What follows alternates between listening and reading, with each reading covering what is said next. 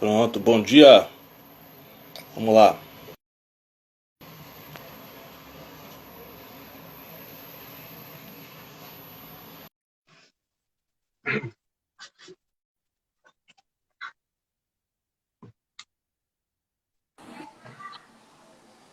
Bom dia. Bom dia, professor Júnior. Tudo bom, meu amigo? Melhor agora. Eu quero primeiro pedir desculpas aí pela demora. Tive alguns problemas aqui técnicos, tanto com relação ao computador, como também com relação à conexão. Aí me complicou, mas me perdoe aí. Estou vendo aqui ao fundo aí na sua tela, ao fundo aí, a imagem de Jorge Portugal. É isso aí. Traz, traz excelentes lembranças, né? Enfim, é uma pessoa que vai estar sempre presente, né? Estou também aguardando aqui a professora Josângela. Eu também já autorizei a entrada dela. Josângela, cadê você, Josângela? E aí, como é que tá você, velho? Beleza?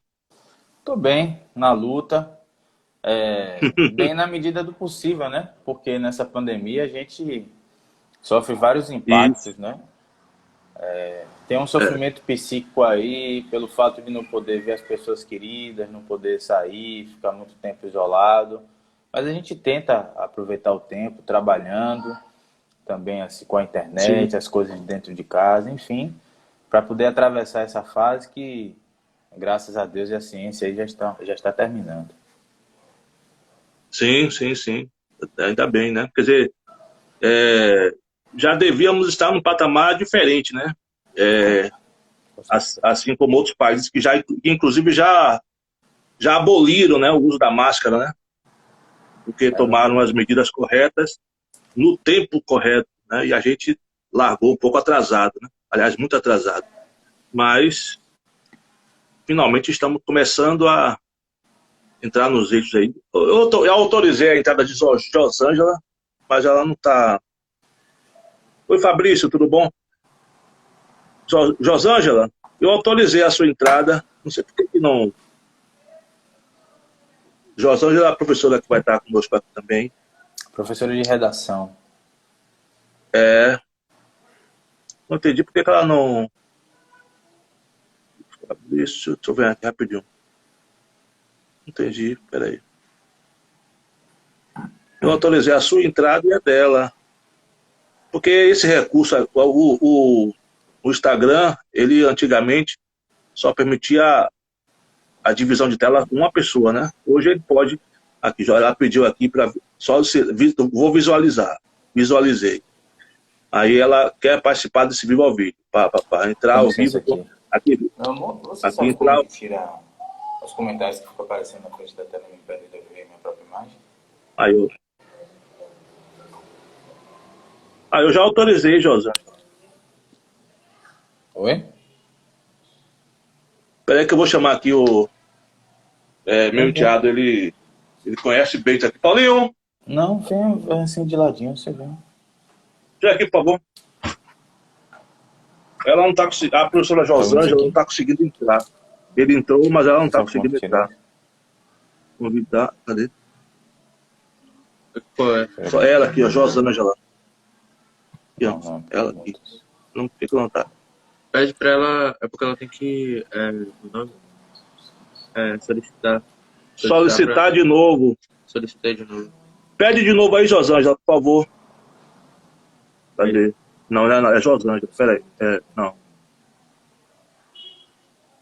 rapidinho. Só um minutinho. Tranquilo. Aqui, ó. Josângela enviou solicitação para participar ao vivo. Visualizar. Aí eu vou visualizar. eu ouvi. Aí eu. É aí que tá. Eu autorizei. Por que ela não está participando? Por que ela não entrou também? Normalmente no Instagram a divisão de tela com duas pessoas, né? É, Será que não é por não, isso? mudou. Mudou? Quer dizer, era assim, mas mudou essa configuração com Entendi. a pandemia. Jos- Aqui, ó, ela já está, Josângela já está aqui com o status aqui de convidado. É isso que eu não estou conseguindo entender. Ai, meu Deus. Eu tenho uma sugestão. Você estabelece um tempo limite para tentar resolver o problema. Se não conseguir, a gente faz a primeira parte comigo, que já estou aqui. Depois eu saio da sala, ela analisa os elementos da redação do texto que a gente vai discutir. Entendi. Pronto. Espera aí, rapidinho. Pronto.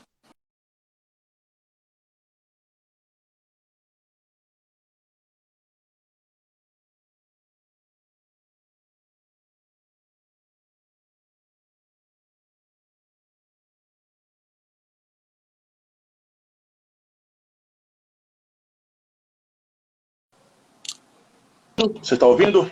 Tô Está ouvindo. ouvindo? Tô ouvindo. Pronto, então eu vou acatar essa... Viu, Josângela? Você ouviu a sugestão do... Ela falou que não consegue. Eu vou acatar a sugestão. Viu, Josângela? Aí você... Eu vou só fazer aqui um bate-bola com ele rapidinho. Aí daqui a pouco o Caetano, ele sai. E aí entra você, que eu não estou conseguindo realmente aqui, me perdoe aqui, tanto aqui, já convidei de novo aqui, se não for agora dessa vez, aí eu vou seguir vou acatar a sugestão. Deixa eu ver, eu acabei de autorizar, ela pediu, eu autorizei, mas não estou entendendo, porque antigamente eu consigo, mas enfim. Bom, vamos lá então. Josângela, fica por aí. Daqui a pouco você entra ao vivo aqui, né? A gente não conseguiu fazer esse esquema aqui do compartilhamento de tela com mais de uma pessoa, mais de duas pessoas. Enfim, vamos lá então. Começando aqui, estamos bem atrasados, inclusive, eu até peço desculpas às pessoas que estão entrando e também aos convidados, né? Está bem atrasado, mas enfim, a gente vai tocar o barco aqui da forma como der, né? Bom, esse é o projeto Redação que Escrever. Esse projeto começou lá em 2018, no presencial, né? 2018, 2019 estávamos no presencial, né? E aí a partir de 2020, né? De agora esse ano, estamos no formato de lives, né? Por conta da pandemia, então a metodologia aqui é através do remoto mesmo, né? E esse projeto, para quem está entrando agora e para quem vai nos assistir daqui a pouco, né? A gente vai estar compartilhando aqui esse link. Esse projeto consiste exatamente na discussão de temas passíveis, né, de serem cobrados como tema de redação, especialmente no Enem, mas não apenas no Enem, concursos de modo geral, né?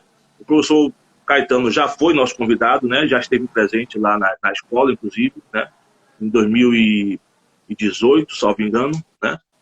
E aí a ideia desse ano, né, é a gente fazer uma coisa um pouco diferente, que é o que exatamente? A gente vai estar a cada sábado, né? A gente vai estar trazendo uma edição diferente do Enem, né? Então aqui agora, por exemplo, hoje, por exemplo, vamos estar trazendo aqui a edição de 2016, que trouxe como tema de redação caminhos para combater a violência, caminhos para combater a intolerância religiosa, né? E aí a gente vai estar trabalhando aqui, se você conseguiu, você vai tentando aí, viu, José? E aí a gente vai estar trazendo aqui como eixo, né, gerador da discussão, uma redação nota 1000 daquele período, tratando desse tema, e aí a gente vai analisar essa redação do ponto de vista da técnica redacional, daí o porquê da presença de Josângela, da professora Josângela, que é a professora de redação lá do Hermano Gouveia, e a gente vai tratar esse mesmo tema do ponto de vista, né, enfim,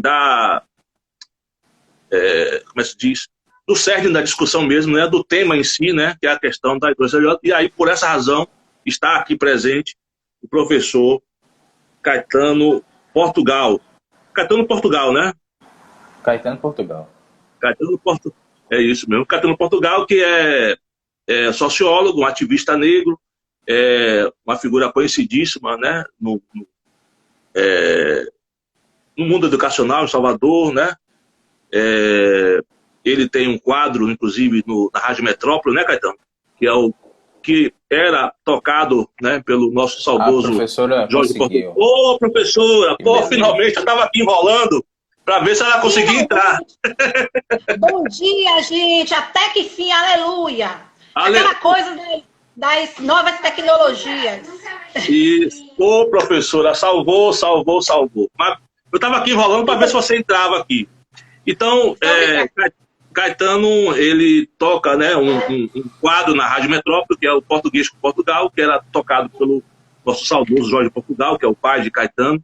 E agora Caetano está aí levando adiante esse projeto maravilhoso, né, super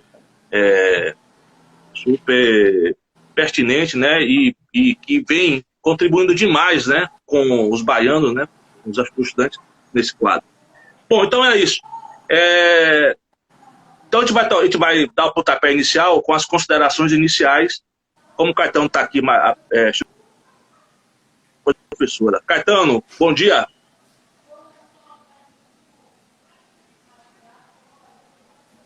Acho que cortou um pouquinho, mas você passou a palavra para mim, não foi, Júnior? É isso. Passei a bola para você. Considerações iniciais. Tá. Aí depois a professora. Tá bem.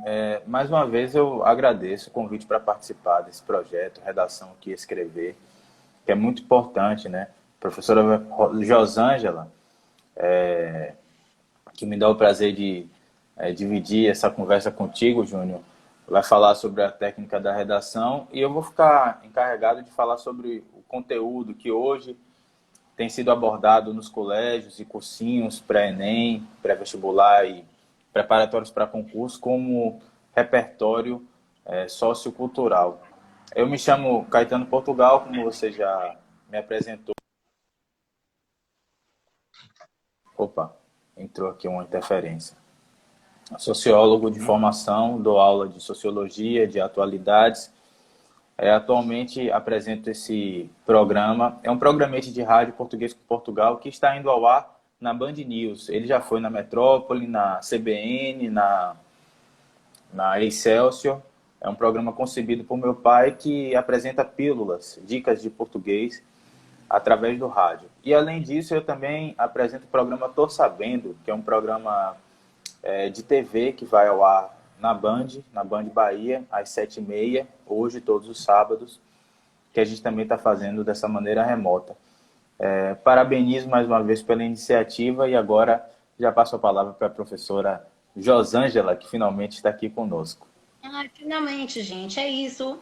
Bom dia, né? Bem-vindo todos e todas. É um prazer, né, estar nesse encontro, neste bate-papo. Quero parabenizar, né, o professor José Gonçalves por esse belo projeto que ele já vem desempenhando há um bom tempo, né, e tão necessários para os alunos que estarão se preparando para o Enem. Né? Dizer que é um prazer estar aqui junto com esses dois grandes professores, mestres, né, que é o Caetano Portugal e o professor José, e dizer que com certeza, né, apesar dos percalços iniciais aí comigo, esse encontro será bem proveitoso e um sucesso. É isso. Massa. Beleza. Bom, então, vamos começar então, não é isso? Então, conforme eu expliquei inicialmente, o formato esse ano vai ser um pouco diferente em relação aos anos passados. A gente vai estar sempre trazendo vai revisitar sempre uma edição do Enem, né, anterior, trazendo o tema da redação que foi abordado naquele ano.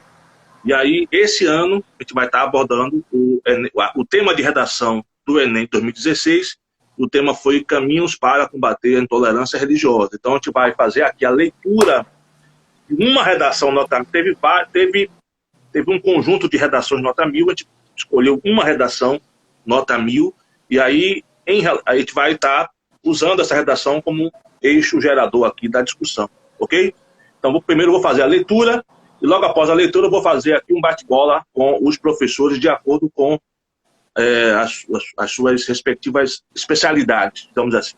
Ok? Vamos lá. Perfeito. A redação que a gente escolheu é uma redação de uma candidata de 20 anos de idade, né? Eu não tenho aqui qual é o estado, né, e a cidade, né, de onde ela é. O nome dela é Larissa Cristine Ferreira, 20 anos de idade. Cadê um tá aí ainda? É que deu alguma coisa aqui, não. Pronto. Então, aqui, ela tem 20 anos de idade. Né? Aqui no comentário fixo tem aqui o assunto aqui que estamos discutindo. Então, aqui, vou começar aqui a redação dela. Ela traz como título dessa redação, que tem esse tema, né? Sobre esse tema, o título da redação é Orgulho Machadiano, né? É o título que ela escolheu para a redação dela. Vou fazer aqui a leitura, aí depois a gente vai esmiuçar essa redação em detalhes. Então, começando. Brás Cubas, o defunto autor de Machado de Assis, diz em suas memórias póstumas que não teve filhos e não transmitiu a nenhuma criatura o legado da nossa miséria.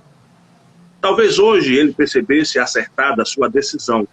A postura de muitos brasileiros frente à intolerância religiosa é uma das faces mais perversas de uma sociedade em desenvolvimento.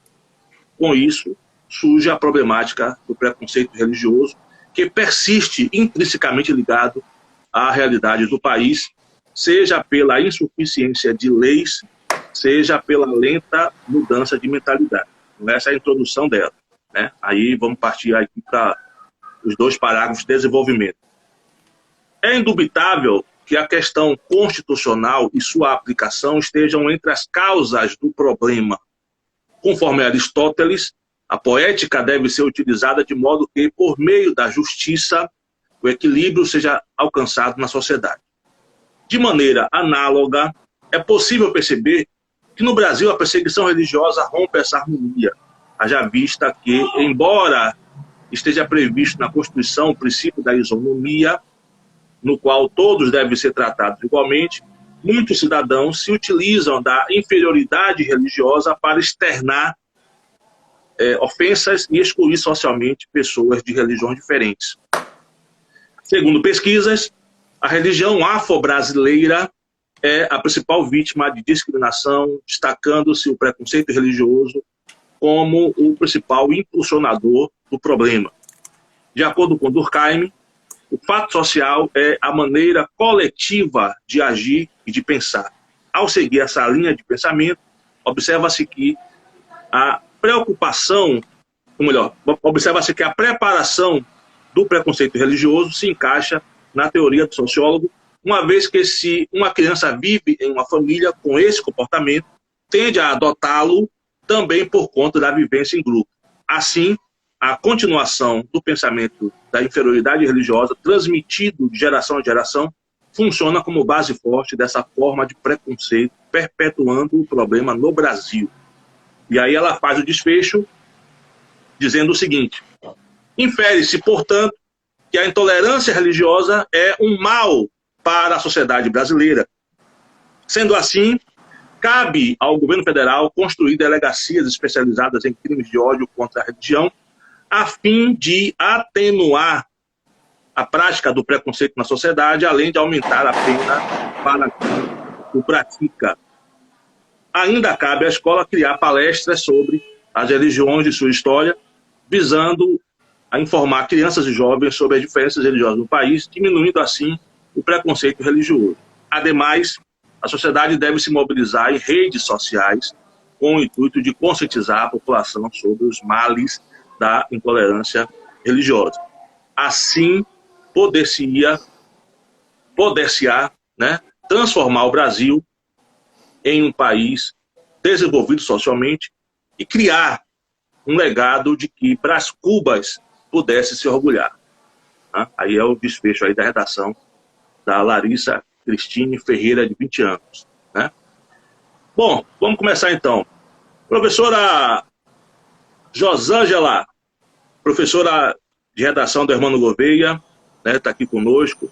Aliás, a professora não não fez as considerações iniciais ainda. Mas aí eu vou fazer a pergunta aqui, você já aproveita e... Bom, é o seguinte, duas coisas não podem faltar na introdução da redação, né? Primeiro, a tese, né, que é o ponto de vista do autor. O candidato simplesmente não pode ficar em cima do muro, né?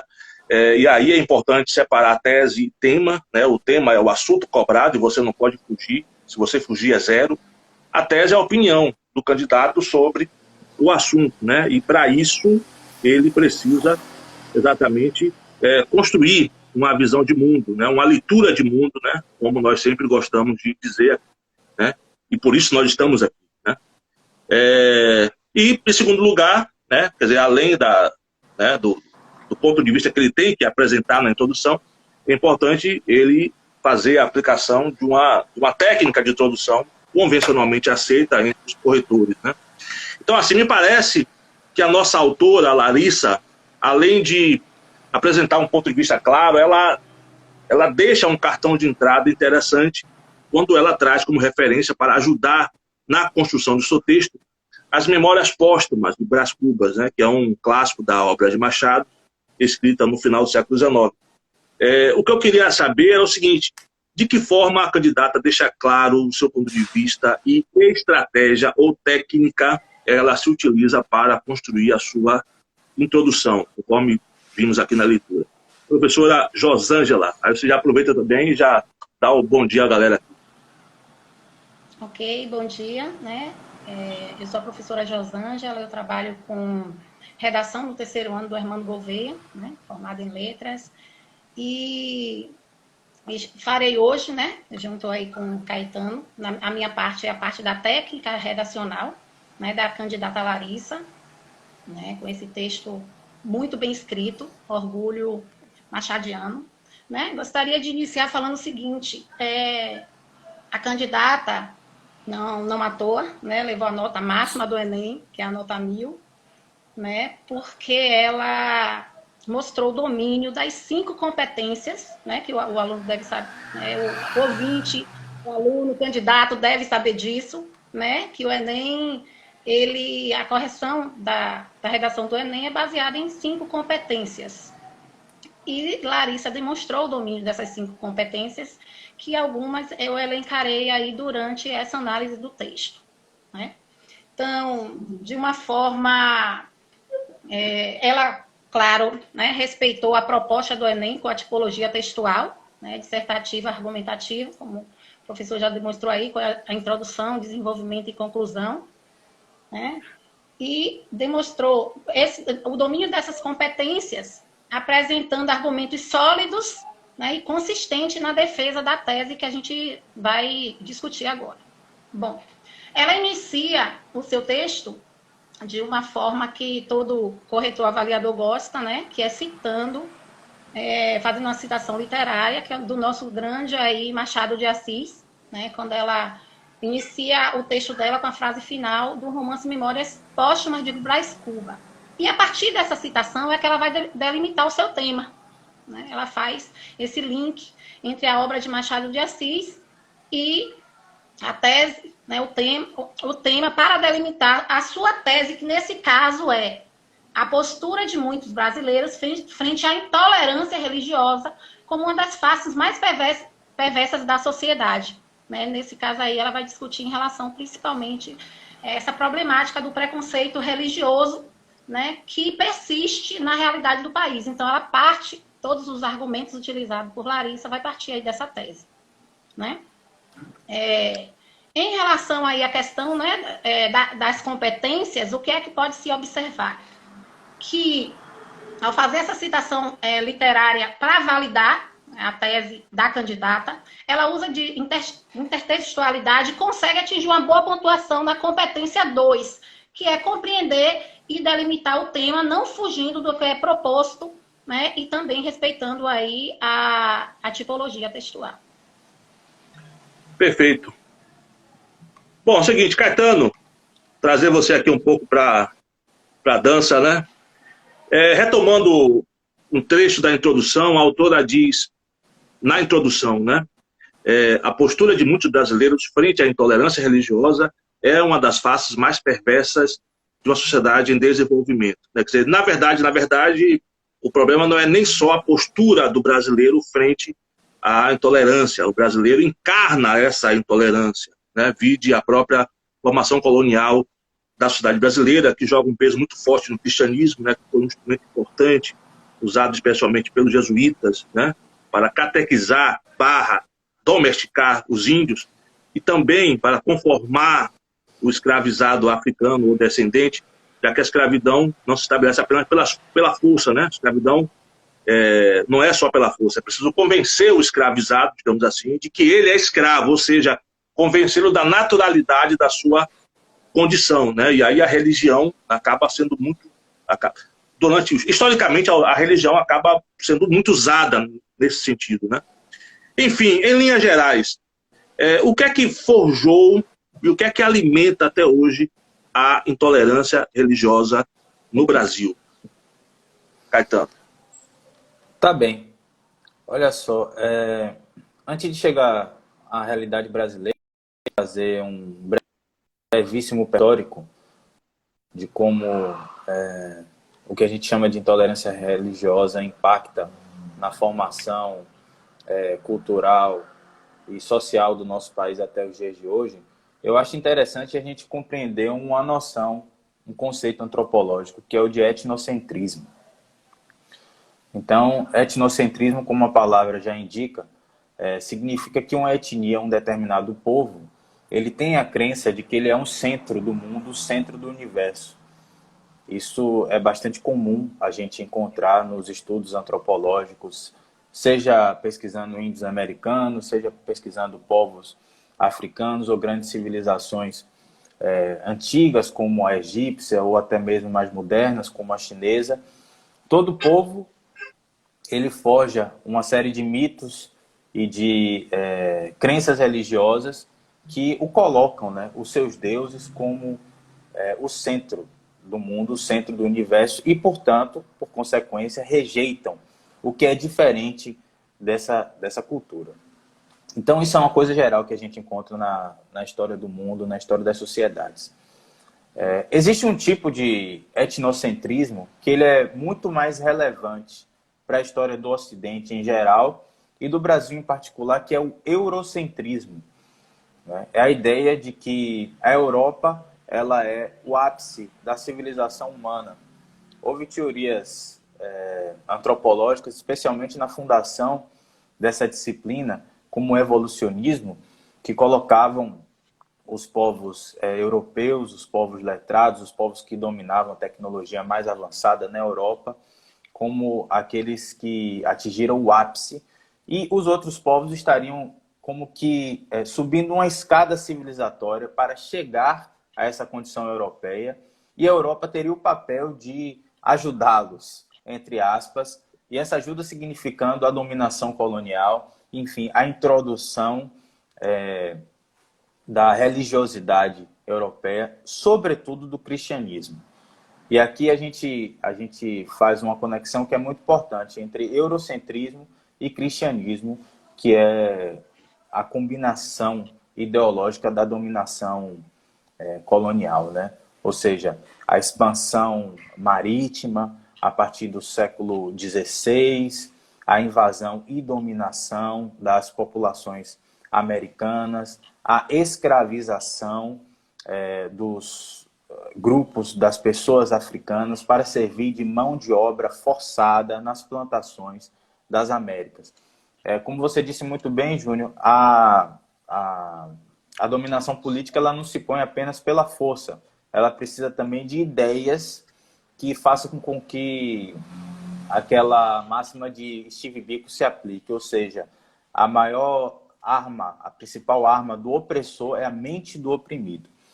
E assim, a cristandade europeia, ela introduziu a catequização com os jesuítas, como você bem falou, o padre José de Anchieta lidera, depois o padre Manuel da Nóbrega lidera esse processo de domesticação dos indígenas, e não só de uma maneira harmoniosa, tentando trazer o índio para dentro, digamos, da igreja e fazê-lo incorporar não é, a liturgia católica, como também de uma maneira repressiva, que a gente vai ver, sobretudo, a partir do século XVI, com a chegada do Tribunal do Santo Ofício, da Santa Inquisição no Brasil. Não é?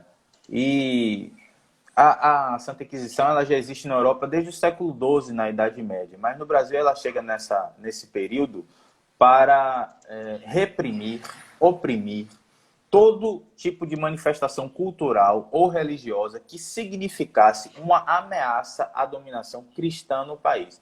E essa repressão se dava através de torturas, através de degredo, que era a expulsão do acusado do Brasil, e através das penas capitais, inclusive enviando pessoas à fogueira, à morte na fogueira, né? A morte, pessoas para serem queimadas. E aí, quais são as categorias, quais são os perfis humanos que são objeto da perseguição da Santa Inquisição no Brasil? Os judeus, alguns dos quais tentaram se adaptar ao culto, à religião católica e eram chamados de cristãos novos, e as pessoas, sobretudo africanas e seus descendentes, que cultuavam os cultos de inspiração africana, que hoje a gente chama de candomblés, de umbandas, enfim. Eles eram taxados como feiticeiros, como curandeiros, e se fossem flagrados na prática desses cultos, eles eram enquadrados pela Santa Inquisição e sofriam as penas correspondentes, que a gente já citou. E como a escravidão durou 3 séculos e meio no Brasil, que por si só já é uma opressão absoluta, você privar a pessoa da própria liberdade e forçá-la a trabalhar sem remuneração, até o desgaste completo das suas energias físicas e vitais, até a morte, essa é a opressão física. A correspondência da opressão física da escravidão foi essa opressão simbólica, né, psicológica, representada sobretudo pelo cristianismo, que é uma manifestação do eurocentrismo no Brasil. Eu acho que, para efeitos de introdução, é bom a gente ter em mente esse começo da nossa história, né, que articula esses elementos que eu coloquei aqui, para depois a gente ver mais para frente como é que essa história se desenvolve, sobretudo na noção de racismo religioso, que hoje é uma forma contemporânea, inclusive, da gente se referir à intolerância religiosa, porque é perceptível na nossa história e na nossa realidade atual que as principais vítimas dessa intolerância religiosa são as pessoas negras, são os indígenas, ou seja, são as populações não brancas que são oprimidas e perseguidas, discriminadas e vítimas do preconceito, sobretudo pelas religiões cristãs, em primeiro momento a religião católica e no momento mais contemporâneo, cada vez mais forte, as igrejas neoevangélicas. Não todas, mas enfim, esse é o pontapé inicial, né? Beleza, maravilha. Josângela, em se tratando de desenvolvimento, né, não se pode traçar desenvolvimento sem se ater necessariamente à introdução, né? Porque a introdução é, digamos assim, um fio condutor de todo o restante, né? Ou seja, a depender de como você vai apresentar seu ponto de vista, você vai ter este ou aquele tipo de desenvolvimento. Então, assim, como é que Larissa conseguiu fazer esse link entre uma coisa e outra, né? Isto é, entre o primeiro parágrafo, que foi destinado à introdução, e o segundo e terceiro parágrafo, que correspondem ao desenvolvimento. Então, seria interessante que você falasse um pouco sobre como é que se deu esse itinerário, esse link. Como é que ela conseguiu fazer isso? Josângela. Isso. Bom, para defender, né, a tese de que a postura de muitos brasileiros frente à intolerância religiosa é uma face, né, muito perversa na nossa sociedade, Larissa, ela utiliza diferentes estratégias argumentativas, né? Diferentes tipos de argumentos para defender essa ideia, né? Porque argumentar, convencer, e para você validar, né, para você persuadir, é preciso que você utilize argumentos consistentes, e ela faz isso muito bem, né? De várias formas, por sinal. Ainda na introdução, né, para defender a sua tese, ela já cita 2 argumentos, que é a questão da insuficiência, né, de leis e a lenta mudança de mentalidade social. E aí, no início do 2º parágrafo, né, ela já retoma esses 2 argumentos da introdução e cita, né, faz a citação de elementos importantes, né, que validam a sua opinião, a sua ideia, como a Constituição, né, e também o filósofo Aristóteles, né, o sociólogo Durkheim. Então, ela utiliza argumentos chamados de argumentos de autoridade, né, ao citar esses estudiosos, e também a Constituição. Ao fazer isso, ela valida, né, esses argumentos que ela utilizou de que, né, esse equilíbrio, essa questão da diminuição, né, da intolerância religiosa se dá por meio da justiça, né, do equilíbrio, e que é possível perceber, né, que no Brasil, quando ela diz que essa perseguição religiosa rompe essa harmonia. Ainda no 3º parágrafo, ela fala sobre esse preconceito, como Caetano, né, afirma aí, frente à questão da inferioridade religiosa. E ela valida e defende, né, essa opinião, utilizando, nesse caso aqui, argumentos que a gente chama de argumentos de prova concreta, que ela está citando aqui, que pesquisas, né, feitas demonstram que a religião afro-brasileira é a principal vítima dessa discriminação. Então, quando ela fala em pesquisas, ela está utilizando o argumento que a gente chama de argumento por provas concretas, né, que são as estatísticas, as pesquisas que demonstram que a opinião dela, aquilo que ela está defendendo, é verídico, né, é de conhecimento. E quando ela cita autoridades, né, como Aristóteles, como Durkheim, ela também está demonstrando que não é uma opinião pessoal subjetiva, né, que isso também está na opinião, nas citações, nas frases, nos estudos desses especialistas, né? Então, observando, a gente vai observar que durante não só a introdução, mas também no 2º e 3º parágrafo, que são os parágrafos de desenvolvimento, a candidata, né, ela usa essas estratégias argumentativas, né, que são essas opiniões de autoridades, né, que reforçam esses argumentos, que são bem vistos pelos avaliadores, né, pelos corretores das provas, porque demonstra que ela domina, né, as consequências 3 e 5. Quando ela fala da Constituição, ela está utilizando, neste caso aí, a competência 5, que diz respeito, né, aos direitos humanos, aos direitos que todos têm, né, na questão do respeito, por exemplo. Né, e quando ela pontua na competência, mostra o domínio da competência 3, que é selecionar, relacionar, organizar, interpretar fatos, opiniões, relacionados sempre ao tema. Né, nesse encadeamento de ideia que ela demonstra nos parágrafos do desenvolvimento. Outra coisa também que Larissa faz muito bem na hora da produção, né, do encadeamento dessas ideias e do uso dessas estratégias argumentativas, é que ela domina muito bem o uso de conectivos, né, que o vocabulário dela é um vocabulário vasto, que ela faz o encadeamento dessas ideias usando esses conectivos que são necessários, né, para fazer um link, como é que eu vou dizer, para juntar esses argumentos, né, entre o 2º e o 3º parágrafo. Ela está sempre retomando a tese do texto, né, com esses argumentos utilizados e dominando essas competências que o Enem cobra, como, por exemplo, o domínio da língua formal, né, o encadeamento desses argumentos, os diferentes tipos de argumento utilizados, o uso desses conectivos, no encadeamento na junção dessas ideias durante os parágrafos.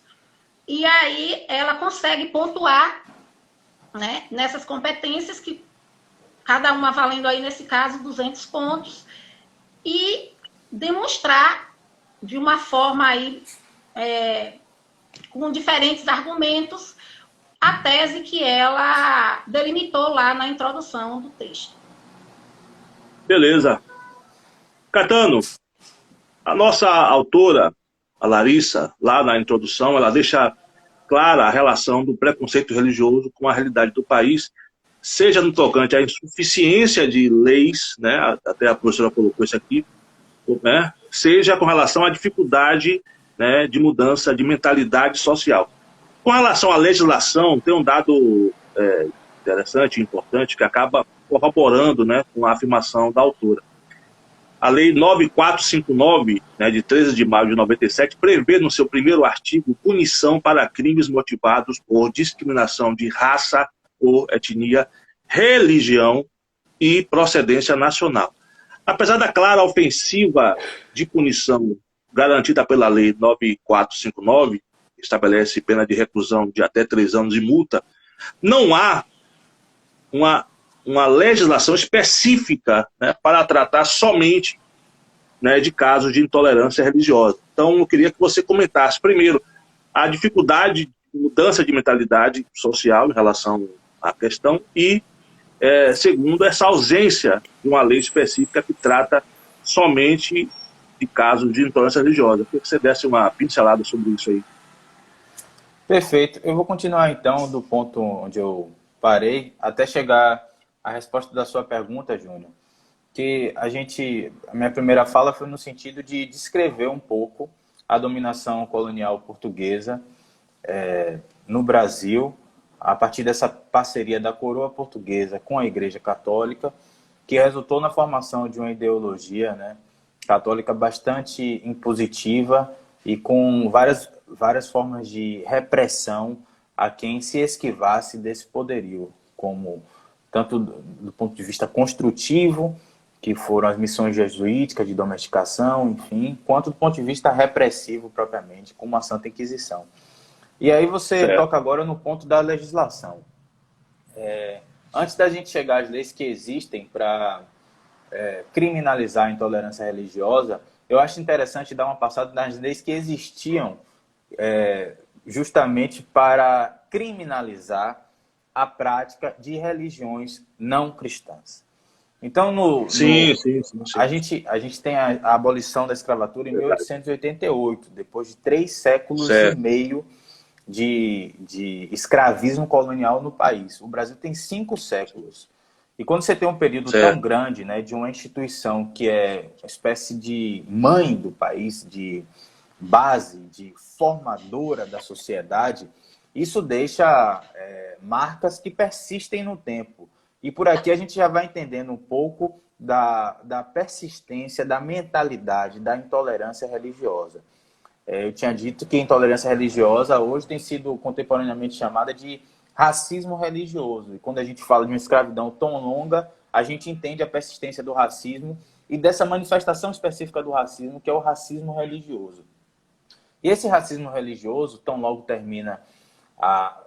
é assinada a Lei Áurea, né, pela princesa Isabel abolindo a escravatura, em 13 de maio de 1888, ele se manifesta no plano legal com a edição do Código Penal de 1890. Esse Código Penal ele criminalizava as práticas de curandeiros e de feiticeiros, era a forma como, de maneira pejorativa, de maneira discriminatória, os praticantes dos cultos de inspiração africana eram denominados no Brasil, inclusive no plano, como a gente está vendo, legal, no plano institucional. Tem uma passagem muito importante para a gente entender essa virada, de como os candomblés, enfim, as religiosidades ameríndias, elas eram combatidas por lei, e daí elas passam a ser objeto de proteção do Estado para a gente chegar nesse período que a gente vive hoje, que é o seguinte: em 1976, aqui na Bahia, o governador biônico, lembrando que a gente nesse contexto vivia sob a ditadura civil-militar, que começou em 1964, e que os governadores, prefeitos, enfim, eles eram indicados pelos generais, pelos ditadores. A gente não tinha oportunidade de votar neles, como passamos a fazer depois da redemocratização. Então, em 1976, tínhamos um governador, o Dr. Roberto Santos, que ele editou a Lei 25095 dessa data, que finalmente, veja lá, 100 anos praticamente depois da abolição da escravatura, permitia a liberdade de culto para os candomblecistas, para os praticantes dos cultos de inspiração africana, sem que fosse necessário pedir permissão na polícia.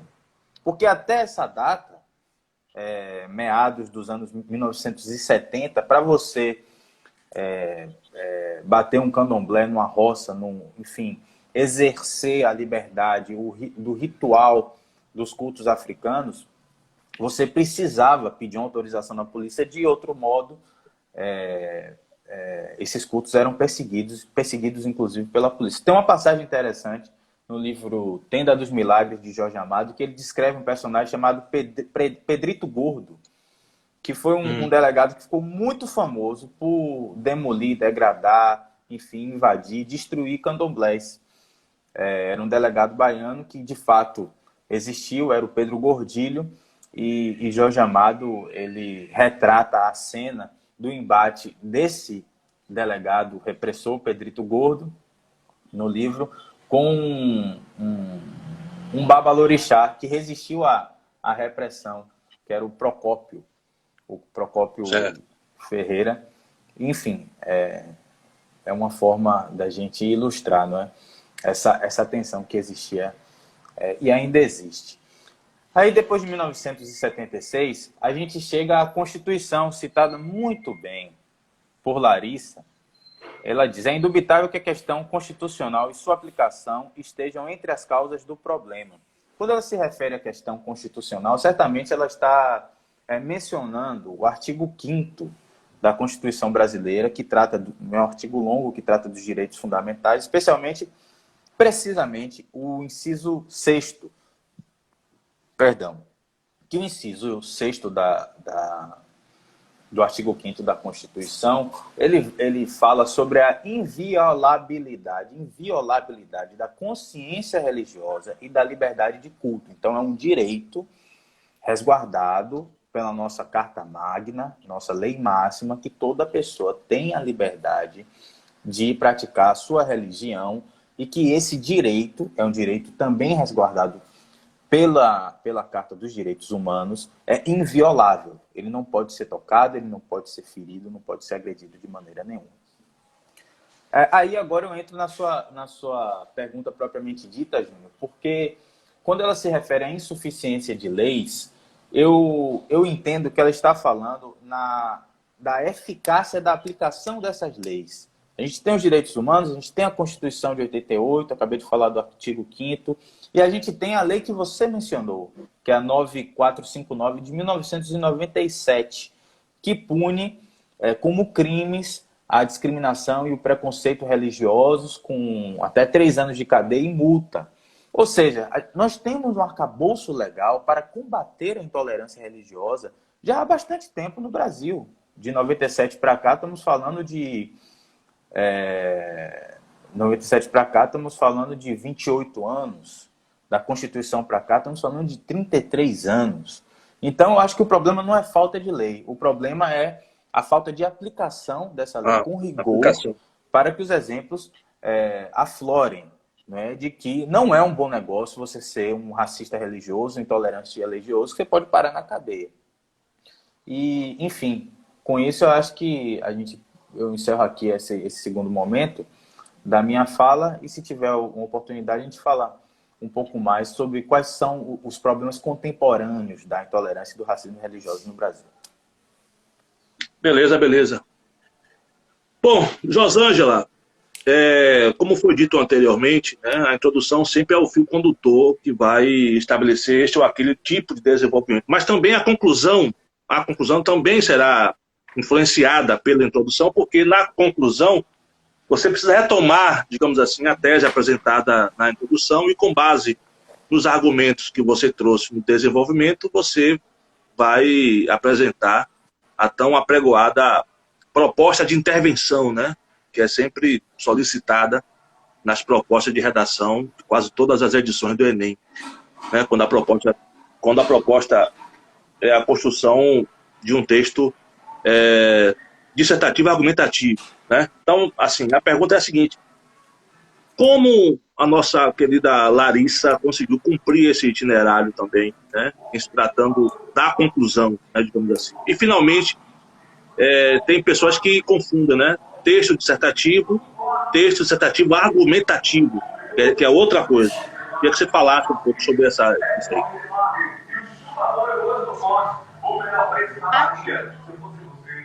Partindo da questão, né, inicialmente, da forma de produção de Larissa, ela, assim como durante todo o texto, ela escreve muito bem, né, domina muito bem estratégias argumentativas, né, e pontua muito bem nessas competências, né, e ela inicia o parágrafo de conclusão fazendo aquilo que se espera, que é retomando a tese, né, defendida aqui no caso a intolerância religiosa vista como um mal para a sociedade brasileira, e cita, no caso dela, ela cita 3 intervenções, né?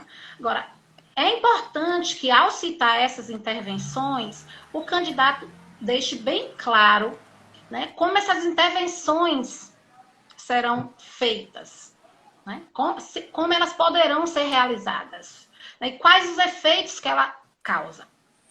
E ela faz isso muito bem quando essas 3 intervenções, cada uma dirigida, né, a uma instância da sociedade. No caso, ela começa com o governo federal, que é o agente de uma dessas intervenções, e que ação o governo federal poderia tomar, né, frente a essa problemática. Ela diz que criando delegacias especializadas em crimes de ódio, né, e que efeito essa ação teria? O efeito seria de aumentar a pena de quem pratica, né, que essas delegacias pudessem, de alguma forma, né, coibir ou aplicar essas leis. Como o Caetano falou, né, as leis existem, né, elas não são leis atuais, feitas agora, só que, infelizmente, são leis que nem sempre elas têm elas são aplicadas, principalmente por falta dessas delegacias especializadas, né?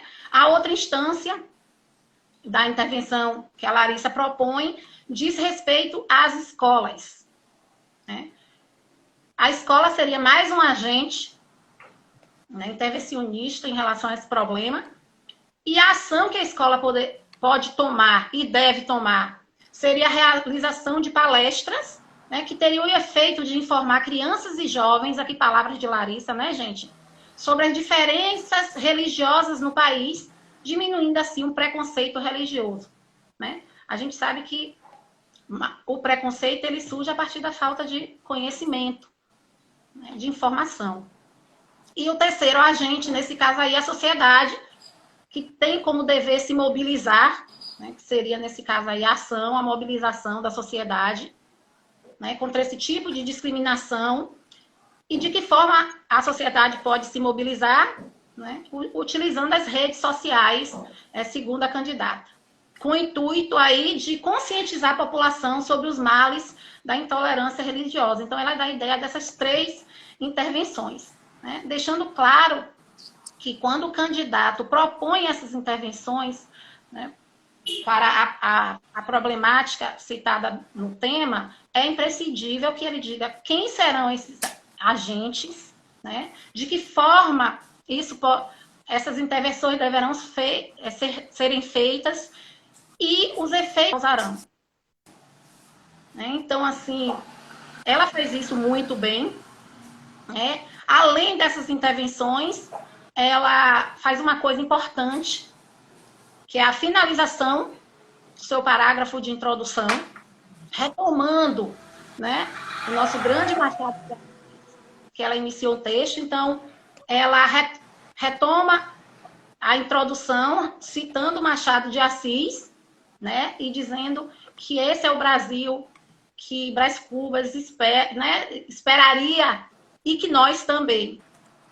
Então, assim, durante toda a redação é importante afirmar, né, e reafirmar, que eu venho falando isso nas minhas falas, que a candidata demonstrou o tempo inteiro o domínio das competências, né, que o Enem avalia, que o Enem espera de um candidato. Quais são essas competências? Né? O domínio da linguagem formal, a apresentação de diferentes estratégias argumentativas, o uso aí de mecanismos linguísticos adequados para darem coerência e coesão ao texto, no caso aí as palavras utilizadas, os conectivos que dão, né, essa coesão, e principalmente o respeito aos direitos humanos. Né? Ela constrói todo o seu texto pautado nisso e até cita a Constituição para validar isso, e de uma forma assim muito boa, ela consegue construir todo o seu texto, né, e levar a nota máxima do Enem, né, de uma forma assim merecida, porque ela fez tudo aquilo que o Enem avalia, né, que são essas 5 competências que ela mostra ao longo do seu texto. Beleza. Bom, Caetano, retomando aqui você um pouco, Larissa, ela fala inicialmente no 3º parágrafo, né, da redação dela, ela fala de pesquisas, né, que dão conta de que a intolerância religiosa se abate, né, no caso brasileiro principalmente, sobre as religiões de matriz africana, né? Você também citou isso.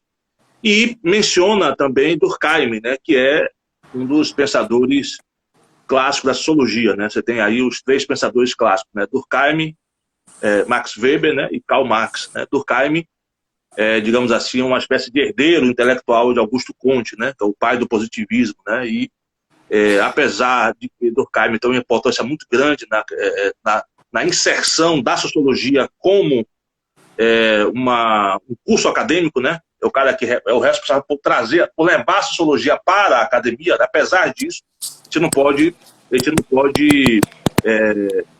como se diz, a gente não pode como se diz, não levar em conta de que Durkheim alimenta uma sociologia conservadora, né? Seguindo também a tradição de Augusto Comte. Geralmente, quem defende o conservadorismo, né, são as pessoas que não são oprimidas, né? São as pessoas que não estão por baixo, né, digamos assim.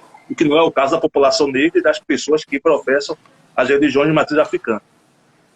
Enfim, tem uma pesquisa feita pelo antigo Ministério dos Direitos Humanos, né, de 2015 a 2017, que dá conta de que as pessoas que professam as religiões de matriz africana representam 25% dos denunciantes, né, do Disque 100, né, o Disque 100 que é o número que se utiliza, né, para poder denunciar casos de intolerância religiosa. E ainda existe esse número, ainda existe, né, eu imagino que ainda existe, mesmo no governo Bolsonaro ainda existe o Disque 100.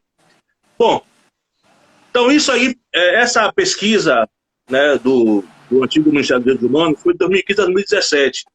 Né? De lá para cá, né, como é que você avalia o cenário? Queria que você comentasse aí essas observações. Caetano. Eu estou com essa pesquisa aqui também, quando você mencionou, dei um Google rapidinho. Aí disse que a análise de 2017 da apuração, né, das denúncias do Disque 100 aponta que a maioria das vítimas de intolerância religiosa é de religiões de origem africana, com 39% das denúncias. Lidera um ranking Umbanda, Candomblé e é chamado de matriz africana. Depois vem a católica e por último a evangélica. Aí nós aqui estamos... fala 25% que eu vi aqui. Você falou 39%? Você falou 39%? No caso das religiões. Olha só. Que aqui, pelo que eu vi aqui, é 25%. Mas enfim. Mas é a maioria, né? Obviamente. A maioria das vítimas de intolerância religiosa é de religiões de origem africana, com 39% das denúncias. Esse dado 39% aí, das denúncias. Esse de 25%, deixa eu ver se eu acho ele aqui. Eu vi aqui, eu vi 25%. Só se eu vi errado. Um quarto, né, dos denunciantes, né, são de pessoas que professam as religiões de matriz africana. Mas, pelo que você falou, é até mais ainda do que isso, né? Mas vamos lá. 25% dos denunciantes de crime dos de denunciantes, né? Eu estou falando. 25% das pessoas que denunciam são de religião de matriz africana. E É. 39% das vítimas Sim, da intolerância são de candomblé. Porque uma pessoa, certo. mesmo não sendo de religião de matriz africana, ela pode fazer uma denúncia, ela pode reportar, ligar para o Disque 100, eu sou católico, Sim, sim, sim. tô vendo um terreiro sendo depredado aqui na frente de casa, eu vou lá e ligo. Eu me anuncio como católico, ou seja, eu não sou de candomblé enquanto denunciante, mas eu estou Certo. apontando uma violência contra a religião do candomblé, que é a vítima, no caso, dessa violência. Então, acho que É isso. aí O denunciante não é necessariamente o cara que professa, a vítima. né? Não é necessariamente isso. Ok, vamos lá. E aí, vamos aqui para o texto da nossa querida Larissa, né, que arrasou.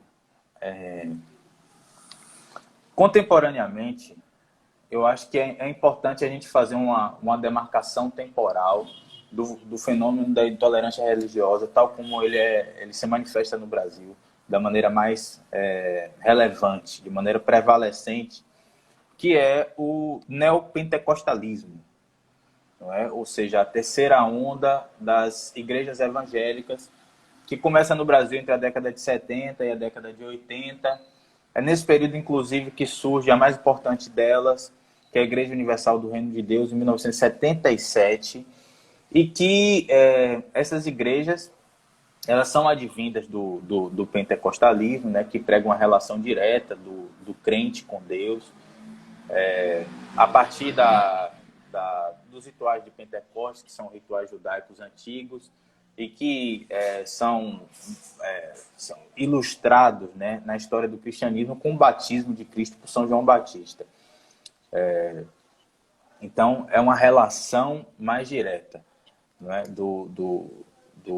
do crente com Deus, e a gente vê que essa relação ela tem toda uma estética, porque até a década de 70, dentro das igrejas católicas, as missas elas eram rezadas em latim e com um padre de costas para os fiéis, não é? E quer dizer, latim uma língua que ninguém praticamente domina no Brasil. E dentro dos templos evangélicos a gente vê uma linguagem muito mais direta, uma linguagem muito mais inspiradora, mais emocionante, com um vocabulário que fala diretamente às pessoas. Então, a partir desse período, década de 70 e de 80, surge esse movimento que hoje é dominante no campo das religiões protestantes. Hoje, 33% da população brasileira são evangélicos, e com a hegemonia de igrejas do tipo Igreja Universal, Igreja Mundial do Poder de Deus, enfim, Igreja Renascer, que tem essas características, e também tem uma característica, não afetando a todas, mas entre as principais, isso é claro, do sectarismo, ou seja, da catequese, do proselitismo, de você não admitir que pessoas diferentes cultuam outras religiões e querer trazê-las todas para o seio desse tipo de protestantismo, que é o neopentecostalismo. E aí, dentro desse proselitismo, a gente vê um viés muito forte de demonização das religiões de inspiração africana, não é? Dos candomblés, enfim, da Umbanda, da Quimbanda, e não apenas. E aí eu quero citar alguns exemplos de episódios que aconteceram no Brasil, para a gente ter imagens bastante nítidas de como isso acontece. Em 1995, teve um bispo da Igreja Universal, Sérgio von Helder é o nome dele, em que ele apareceu na televisão, transmissão nacional, no dia, eu vou começar com um exemplo de intolerância religiosa contra católicos, no dia de Nossa Senhora da Aparecida, que é a padroeira do Brasil, Dia das Crianças, dia 12 de outubro, e que eu acho que não por acaso é uma santa negra, não é? E ele aparece insultando, xingando, dizendo que aquilo é coisa do diabo, e dá um chute na santa, na tela da TV. Em 1995, isso virou um fato nacional. A gente teve aqui mesmo em Salvador, em 2008, a demolição de um terreiro de candomblé, por ordem de um órgão da Prefeitura Municipal, a SUCOM, à época. E o terreiro ele já estava instalado ali naquela localidade da Avenida Jorge Amado, bairro do Imbuí.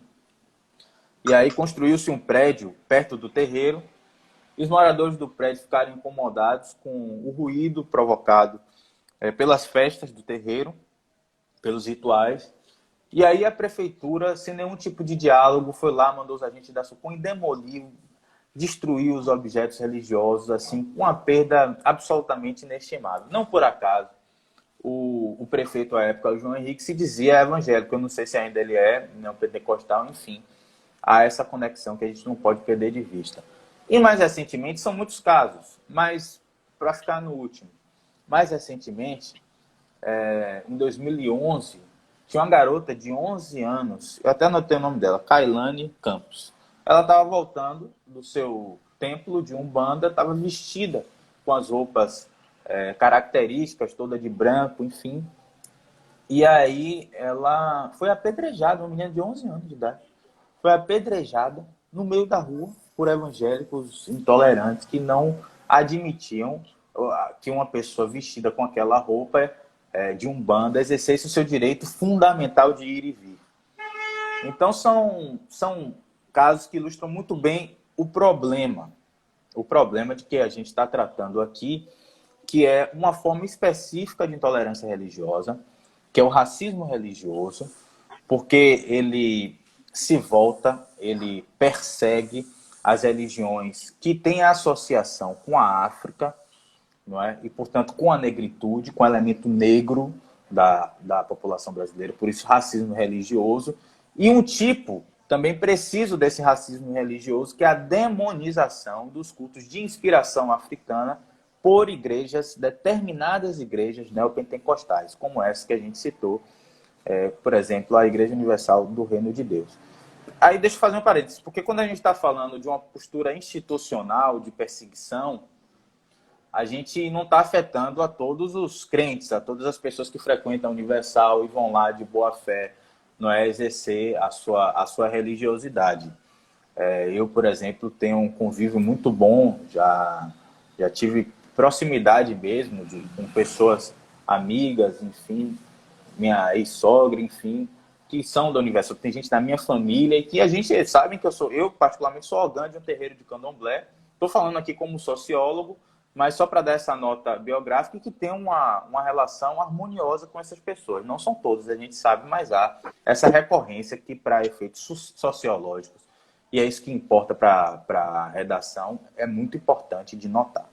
Aí chegamos finalmente ao campo das conclusões. Eu acho que ela cita 3 coisas que são importantes, não é? Dentro de um binômio. Se a gente quer mudar um comportamento dentro de uma sociedade, a gente precisa ensinar como fazer diferente e a gente precisa reprimir, sancionar, punir quem faz o que é errado, quem pratica o crime, não é? Desse comportamento que está em questão. E ela cita muito bem pontos dessas 2 dimensões. A professora Josângela fez aqui a análise, não é?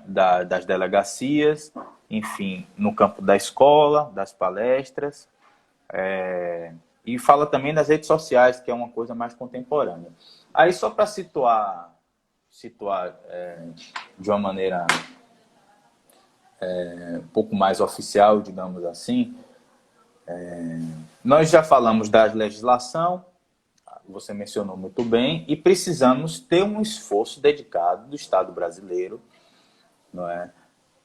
E da sociedade brasileira inconformada com os crimes de intolerância / racismo religioso, na prática das denúncias e, por parte do Estado, na prática dos processos, do encaminhamento jurídico desse crime, não é? Da apuração por parte da polícia, enfim, por parte da justiça, que as sentenças sejam consequentes para quem cometa esse crime, nós já citamos, e que isso sirva de exemplo para que, assim, de maneira pedagógica, outras pessoas não cometam o mesmo crime de intolerância / racismo religioso. É a parte do sistema de justiça, que ela citou aqui o exemplo das delegacias. É uma proposta interessante.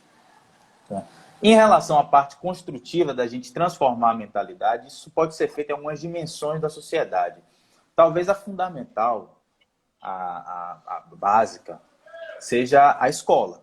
E nós temos também uma legislação, que era a Lei 10.639, foi reformada para a Lei 11.645, que fala da obrigatoriedade, não é, do ensino da história e da cultura afro-brasileira e indígena em todas as instituições de ensino básico do Brasil, tanto escolas públicas quanto escolas privadas. Também particulares, né? Claro, ou seja, ela cita aqui da proposta de palestras, que é uma coisa interessante. Agora, a lei, ela propõe algo muito mais profundo e muito mais cotidiano, não é? Porque é preciso descolonizar, como diz o professor Muniz Sodré, quando escreve sobre a educação, descolonizar os saberes que são transmitidos, né, nos currículos das nossas escolas. Aquele eurocentrismo lá do período colonial, casado com o cristianismo, da catequese e da Santa Inquisição, ele permanece até hoje como ideologia. A gente sabe tudo da história da Europa, sabe bastante da história dos Estados Unidos, mas não conhecemos absolutamente nada da história da África, não é? Nem tão pouco da história dos países de onde veio a maior quantidade de pessoas escravizadas que formaram, construíram esse país, que formaram o Brasil. A gente não sabe nada de Nigéria, não sabe nada de Angola, não sabe nada de Benin, não conhece essas culturas, essas religiosidades, quais foram os aportes culturais que eles trouxeram para a gente no campo da linguística, enfim, no campo da música. E é necessário que essa lei seja... A gente não sabe nada nem dos países vizinhos, pô. A gente não sabe nada nem dos países vizinhos. Quer dizer, dentro da América do Sul, só o Brasil não fala espanhol. Nossa língua, que é utilizada na educação básica, é o inglês. A gente não... Então, assim, nem dos países vizinhos a gente conhece. Imagine... Pois é, o que mostra a colonização dos saberes, né? Enfim, a segunda língua, até a década de 40, no ensino básico, era o francês. Depois da Segunda Guerra Mundial, com a hegemonia dos Estados Unidos sobre o planeta, passou a ser o inglês. Até hoje é isso. E eu acho que é um parênteses muito pertinente a respeito da nossa necessária integração com a América do Sul e a América Latina, porque temos uma história comum de colonização, de escravismo colonial e de subdesenvolvimento atualmente, com sociedades muito desiguais, que precisa de um esforço comum desse país para a superação. Agora, enfim, voltando aqui para a questão, essa lei, a 11.645, precisa ser aplicada. Nós temos que cobrar, nós enquanto sociedade civil organizada, das autoridades governamentais, enfim, das direções das escolas públicas e privadas, dos professores. Isso não vai ser feito da noite para o dia, é necessário material didático, existe uma produção de livros nesse sentido, é necessário treinamento, formação dos professores para poder ensinar essa história e essa cultura afro-brasileira e afro-indígena, para que a criança ela tenha noção do conjunto de culturas e religiões que formam o Brasil. E se ela tivesse conhecimento desde cedo, ela vai ter subsídios até mesmo para divergir dos seus próprios pais. Se eles forem reprodutores de preconceito, ela vai saber dessa história e falar, não, peraí, a gente é formado por isso aqui também, nós temos nossa escolha religiosa, mas isso não quer dizer que precisamos agredir a religião do outro, isso inclusive é crime. Então vamos mudar essa forma de pensar, vamos mudar essa forma de conversar. Além da escola, a mídia também. A mídia não, é um campo formador, tão importante quanto a escola. E a gente vê conteúdos de discriminação sendo reproduzidos impunemente até hoje. Lembrando que a televisão é uma concessão pública, né? O espectro eletromagnético tem ali as ondas, você pode transmitir, não é, o sinal da televisão, o sinal do rádio. Isso é do governo do Estado brasileiro, é concedido para as emissoras de TV e de rádio com determinadas contrapartidas, não é, de respeito, de tolerância, enfim, que não são cobradas. Então isso precisa, esses conteúdos. Por exemplo, eu citei um pastor que chutou a padroeira do Brasil, a Nossa Senhora da Aparecida, em horário nacional, entendeu? E aí? Não vai acontecer nada? Isso vai acontecer de novo? É preciso que a mídia também ela tenha um controle da sociedade, não é censura, mas não existe liberdade absoluta, e certas liberdades são criminosas, como você violentar outras religiões. Então, É preciso um controle social da mídia para que esse tipo de conteúdo de racismo religioso não sejam reproduzidos impunemente. Eu aqui finalizo minha fala com um sinal, né? Um sinal de que a sociedade brasileira ela tem pelo menos alguma iniciativa para enfrentar esse problema. Em 2007 foi estabelecido por lei do governo federal que o dia 21 de janeiro é o Dia Nacional de Combate à Intolerância Religiosa. Então temos até uma data para nos chamar a atenção, nos lembrar da importância desse tema. E, enfim, eu parabenizo a vocês pela escolha, não é, dessa temática. Agradeço mais uma vez a oportunidade de participar desse projeto belíssimo. E também parabenizo a minha colega Josângela pela análise competente que ela fez dessa redação nota 1000.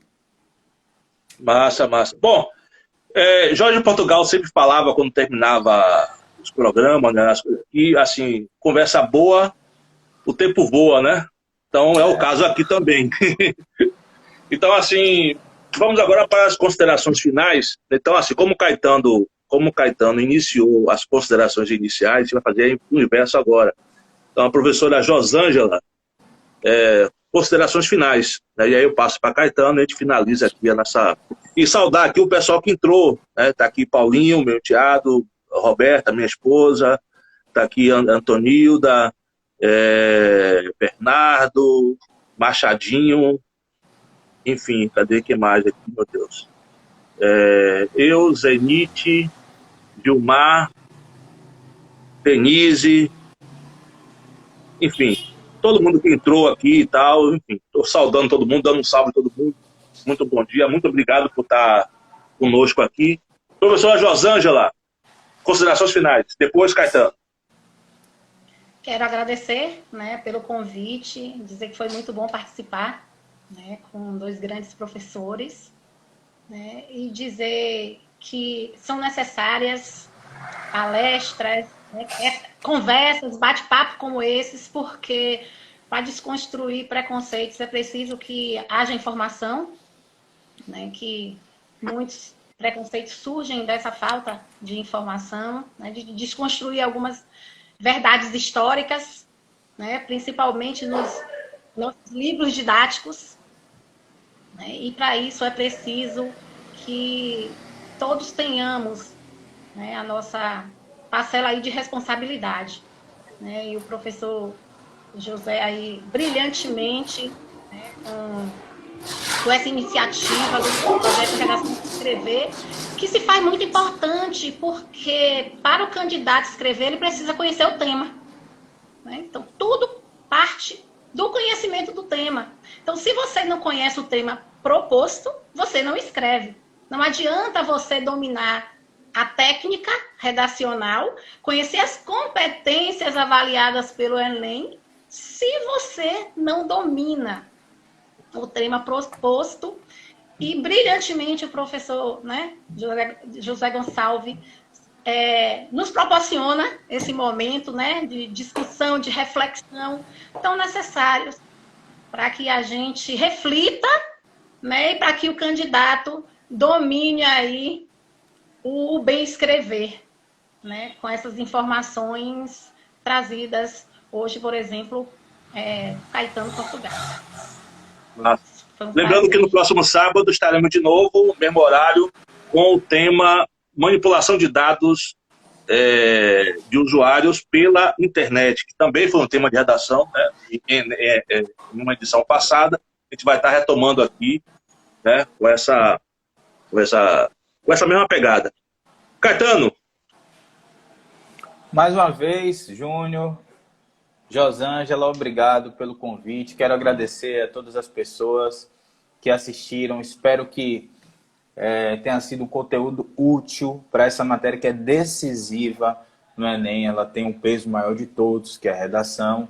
E não apenas, né? Que sirva também para a gente refletir um pouco na sociedade onde nós vivemos, identificando esse problema da intolerância religiosa, do racismo religioso, e nos posicionando de uma maneira ativa para enfrentá-lo. Como dizia Angela Davis, numa sociedade racista, não basta não ser racista, é necessário que nós sejamos antirracistas.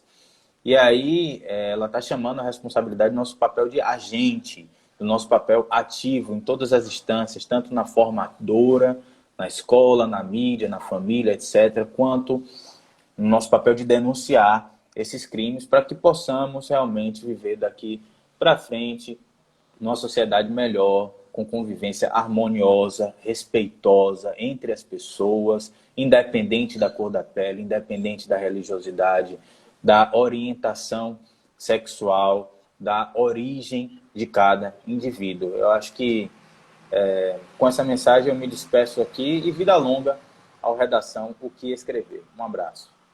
Valeu. Obrigado a todo mundo. Estamos encerrando. Abraço. Ok.